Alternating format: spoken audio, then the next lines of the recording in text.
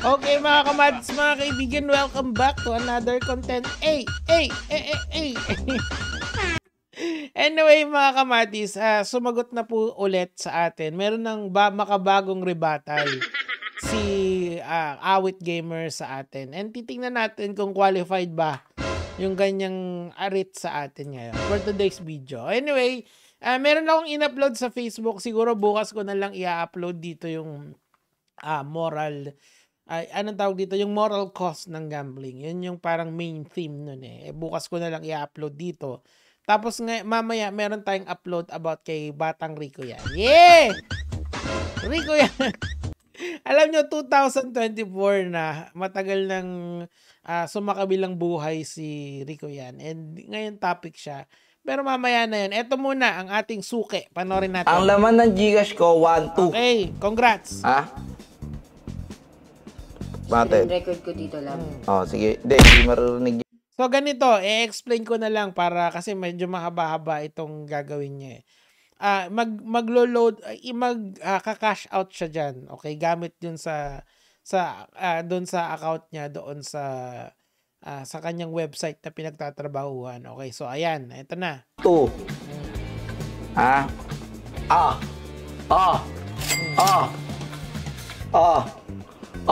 Nag-cash in siya ng 50,000 pesos. Let me just remind you guys, yung pera niya is 6.9 million pesos. Wow! Sana all. Anyway, teka lang, buksan muna natin yung ating ballpen para mas malupit ang kwentuhan natin. Okay, so ganito, Awit Gamer. Okay, congratulations. Napatunayan mo na pwede kang mag-withdraw ng minimum.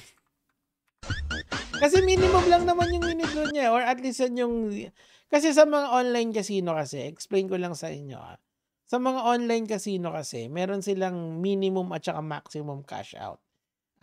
This is to prevent yung AMLAC na iyong na questionin ka. For, of course, dun sa mga casino na legit, may mas leeway sila kasi alam ng AMLAC na nagpapatakbo sila kasi nga regulated sila. Pero etong sa mga ganitong website, mas mahigpit yan kasi hindi naman unregulated sila eh.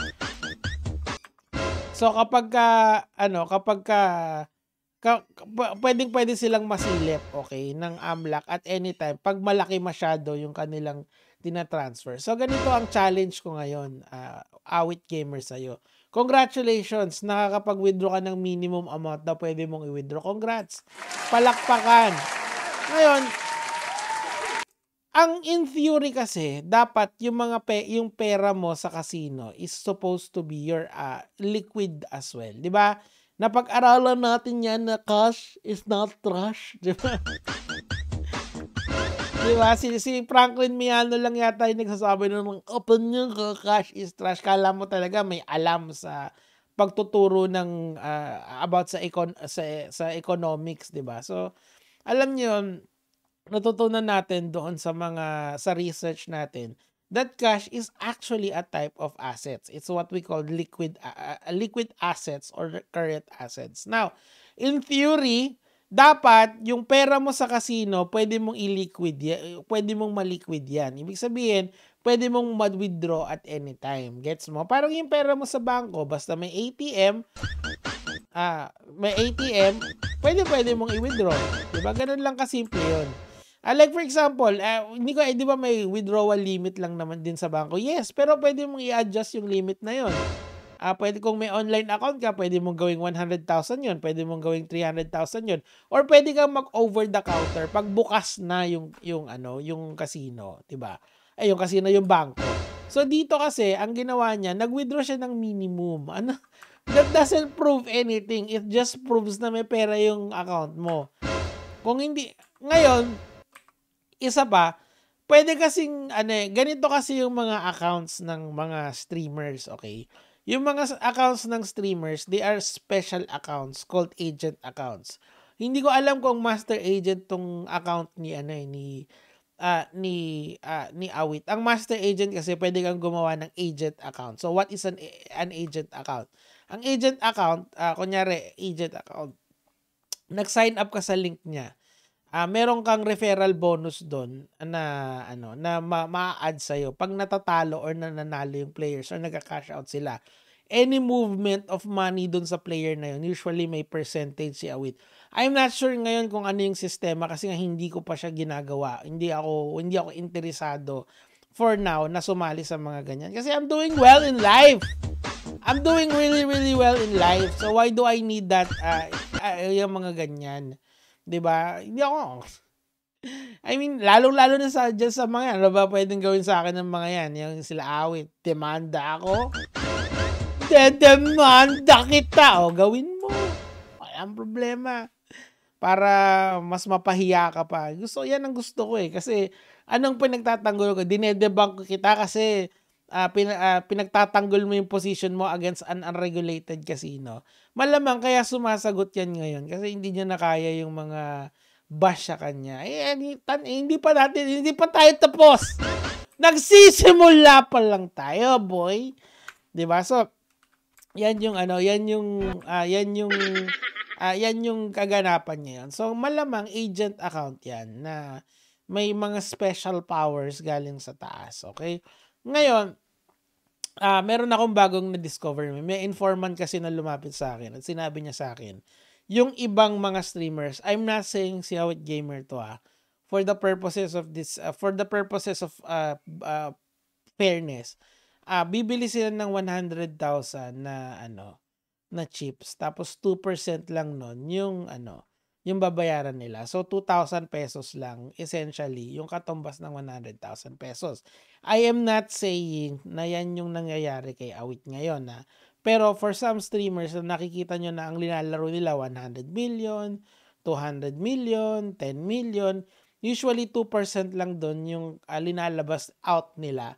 And yung of course significantly malaki yon kaso inflated yung pera para yung mga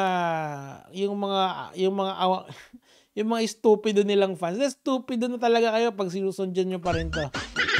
Stupido kayong walang critical thinking. Kasi kung may konting utak kayo, wag na critical thinking common sense na lang Wag na common sense na lang, decency na lang. Hindi nyo fa-follow yung mga ganitong klaseng influencer Kasi wala silang yung moral cost nila dito sa social media outweighs dun sa existence nila. Gets nyo? Anong ginagawa nila sa pang-araw-araw? Nagpo-promote ng sugal. Okay? Ini-entice kayo magsugal. Ini-entice kayong ma-addict sa sugal para tumaya dun sa link nila. Habang sila, nagpapakasasa sila kasi ang dami nilang benefits kapag gumagastos kayo dun sa sugal nila. 'Di ba? Ganun ka fucked up itong sistema ngayon sa internet. Na at least ako gusto ko kayong maging aware dito. Bibigyan ko kayo ng complete information para magkaroon kayo ng chance na i-assess ng tama itong mga to. Para sabihin nyo, lamang na lamang si Awit dito 'di ba? So ayan yung ginagawa niya. Ine-explain niya na hindi daw demo account to. O sige. Dahil diyan, Awit, i-challenge kita. Okay i-withdraw mo. 'Di ba? Naglaro ka ng 100 million pesos. I-withdraw mo yung 100 million pesos live on cam. I-send mo sa GCash. Putya, magsesend ka ng 50 kyaw. Kahit sino pwedeng gumawa niyan.